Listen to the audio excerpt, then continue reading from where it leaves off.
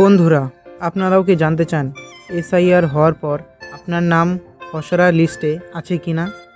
সেটা আপনারা বাড়িতে বসেই মোবাইল দিয়ে দেখতে পারবেন। প্রথমে আপনারা আপনাদের মোবাইলের গুগল ওপেন করে নেবেন। এবার এখানে সার্চ করবেন ভোটার্স eci.gov.in। সার্চ বাটনে ক্লিক করে দেবেন। ফার্স্ট যে ওয়েবসাইট আসবে সেখানে ক্লিক করে দেবেন।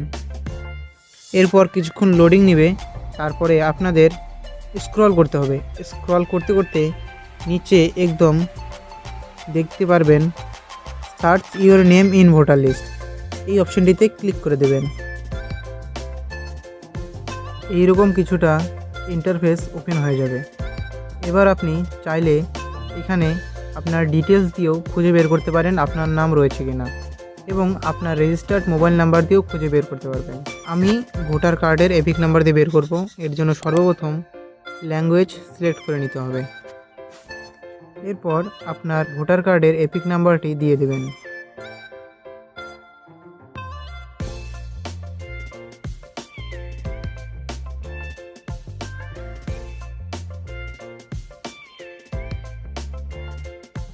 আমি ভোটার কার্ডের এপিক নাম্বারটি দিয়ে দিলাম।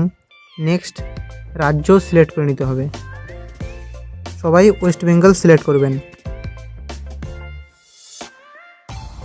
এবার ক্যাপচা কোড, এখানে যে যে লেটারগুলো রয়েছে ঠিক সেই লেটারই বসাতে হবে।